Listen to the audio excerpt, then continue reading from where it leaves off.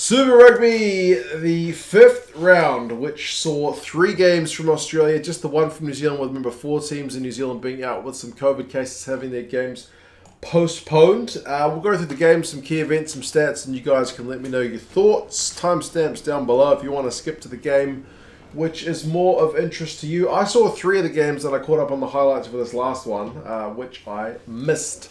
But we will start with the first one, which was the Brumbies and the Reds. Felt like a final, and not necessarily in a good way. Like, it's these 2 teams, top of the log, undefeated, going into this one. You know, last year's Super Rugby AU finalists facing each other again, and it felt like a bit of an arm wrestle. Like, the run meters in the first half were virtually non-existent. There's a fair bit of drop ball, a lot of scrummaging, a lot of scrum resets, and I like a scrum as much as any. Probably more than the average rugby fan, but I mean, even this was a bit messy for mine. I mean, to be fair, you were treated to one hell of a hit from Paisami though in the first half. He lined up Lolesio, and everyone likes seeing a 10 get hit, provided it's your own, not your own. Or maybe a 9 would be more preferable, but a 10. He took it like a champ, but man, Lolesio got smashed by Paisami. When Paisami lines someone up, he hits them like a real pile driver. But yeah, Lolesio got up from that one. But that was the highlight of the first half for me. I mean, I know Brumbies get a penalty. James O'Connor gets a try, nice little step to put the Reds in front. Wright gets one for the Brumbies in reply. Like, that's a proper little well-worked move. A little bit of like telepathy between the 2 guys to put the kick through and Wright to get on the end of it. But yeah, 10 points to 7 at halftime. Scrums are going both ways. They're a wee bit messy. Reds have had more possession and territory, but the run meters is bugger all. 50 to the Reds at halftime and 34 to the Brumbies. Like, to put that into context, the Six Nations, which sometimes has a reputation for being a bit slow, had like teams with 200 plus by halftime run meters. So the fact that this total game had like 74 in that first half speaks to the nature of that first half. Second half, Jahrome Brown went close. He went into touch. But the Brumbies, man, it was just their boot keeping the score ticking along. They made it 13-7. They did get a yellow card to Swain. And then NASA hit back in the corner during the yellow card period to get the Reds a touch closer.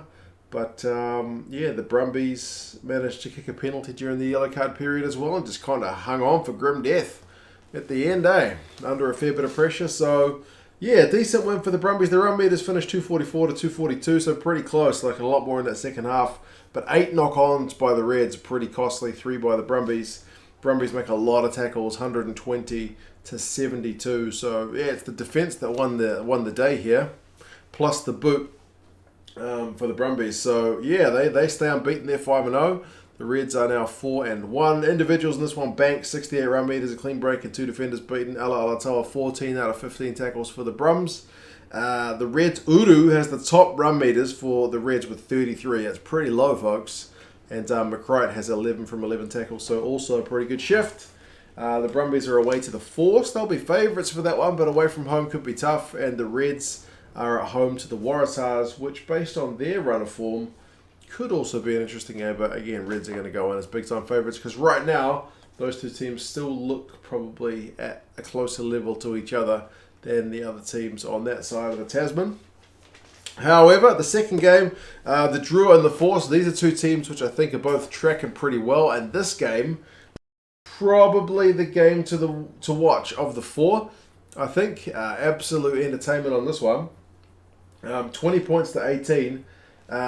It's a penalty at the 80-plus minute for the Force, which gets the job done. Bailey Kunzel did that for the Brumbies a year or 2 ago to win a game, or maybe 2 games. I feel like he's won at the death with pretty important kicks, and he does it again for the Force. He's certainly a guy who doesn't shy away from some kind of clutch moments. An interesting game, like 2 tries apiece. Both of the Force's ones are through the forwards with Thrush and Lee Warner. Lee Warner was just kind of buttering over from close range from memory, and then Thrush's one from a maul.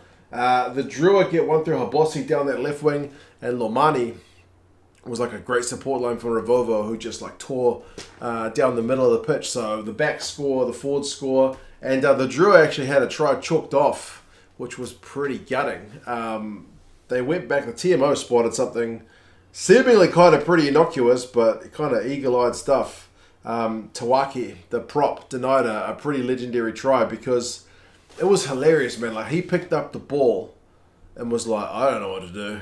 He's a prop. And he just like runs for the line and actually manages to go over. Like, the hesitation seemed to put everyone else kind of on the back foot as to what to do. So that was a legendary try that unfortunately got chalked off, but they did end up getting a penalty from it. So, yeah, that was when the Force had a yellow card as well.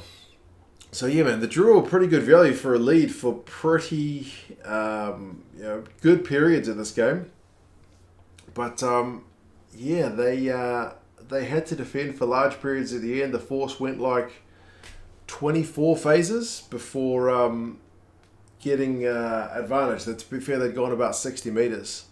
And they tried a drop goal with the advantage. The drop goal missed, but then Kunzel lines up a shot at the death and manages to knock the thing over. Not the hardest kick, but certainly enough pressure that if you let it get to you, you'll miss it. So, yeah, this was honestly a really entertaining game. Like, there's clear kind of standout. Like, Anstey had a good turnover when his team were under pressure. Ralston, under a bit of pressure, kind of kicked it out on the full. Maybe not his finest hour. Revova, like I mentioned, he was flying. The line out, though, for the Drew is a real worry.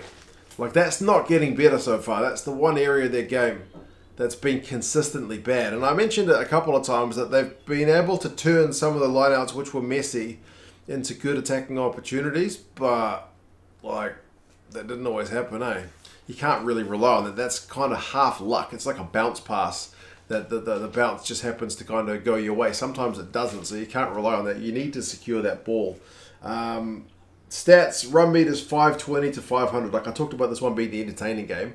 The previous one was 244 to 242. This is 520 to 500. This was some really entertaining rugby.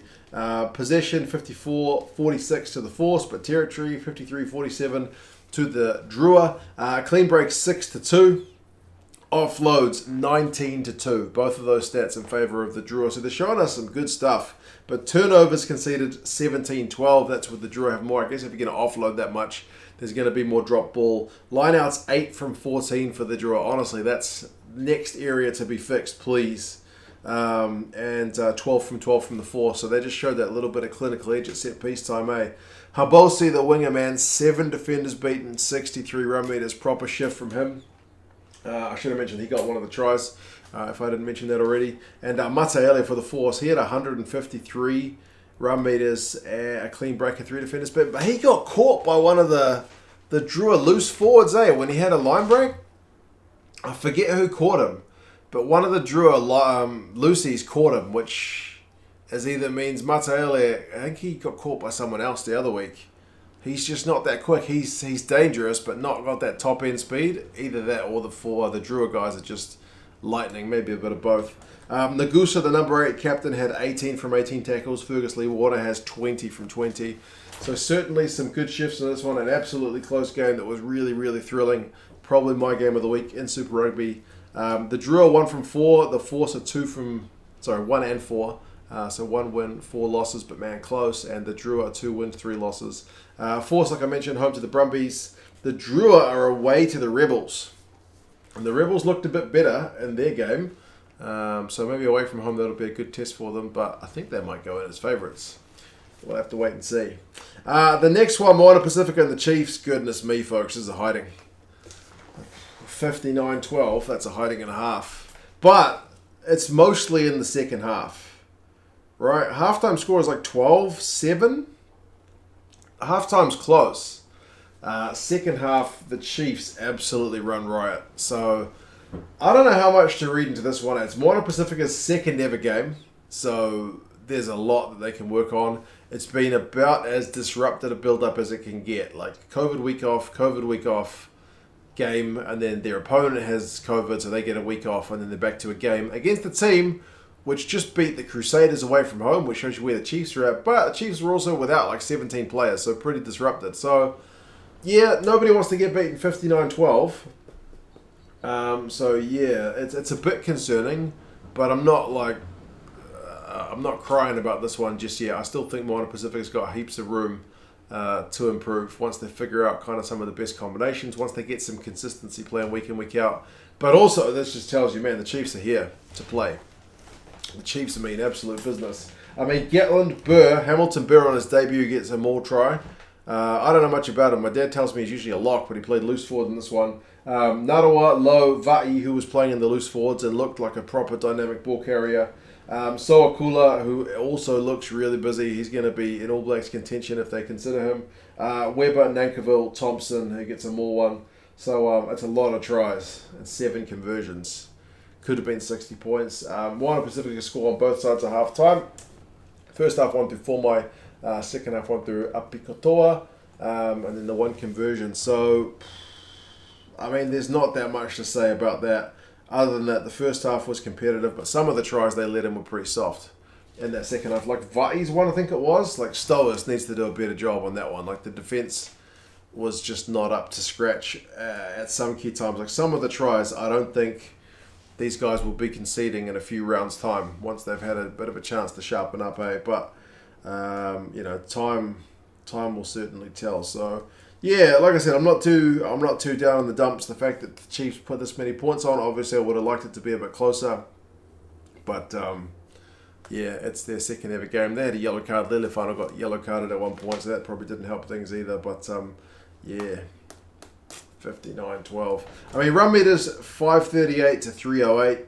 That's pretty dominant for the Chiefs, but it's not solely one-sided. Possession 58% Chiefs. Territory 56% Chiefs. Clean breaks is 9 to 3. Like really bad will be 9 to 0. Like so, they're still generating some decent attacking opportunities. The Moana Pacific guys. Penalties conceded as a killer 14 to 4, and some of that is honestly just match sharpness, and some of that's just playing a really good Chiefs side. Second half territory was 73-27. So like I said, it's that second half that really blows things away for Moana Pacifica. Hamilton Burr, 17 out of 20 tackles plus his tries. Stowers has 22 out of 26, but he misses at least that one really bad one, like I mentioned. Tuala, the number 12, he has 48 run meters and 2 defenders beaten for Moana Pacifica. Soakula has 4 defenders beaten. Va'i has 4 defenders beaten and 47 run meters, so pretty good shift from him. But yeah, there you go, man. Chiefs, they are 3-1. I should mention the Chiefs should be on this side of the board. They were away. Moana Pacific should be on this side. They were at home. It was at Mount Smart, although there's no crowd, so it didn't make a heck of a lot of difference. Yeah, Chiefs are 3-1. They've only lost to the Blues so far, and they are home to the Crusaders next, which could be an interesting one. And Moana Pacifica, they are home to the Canes. They are none from 2 thus far. The last one was the Waratahs and Rebels. I didn't watch this one. I caught up on the highlights. I figured I wouldn't watch this one because there was 6 nations on from Europe in the morning.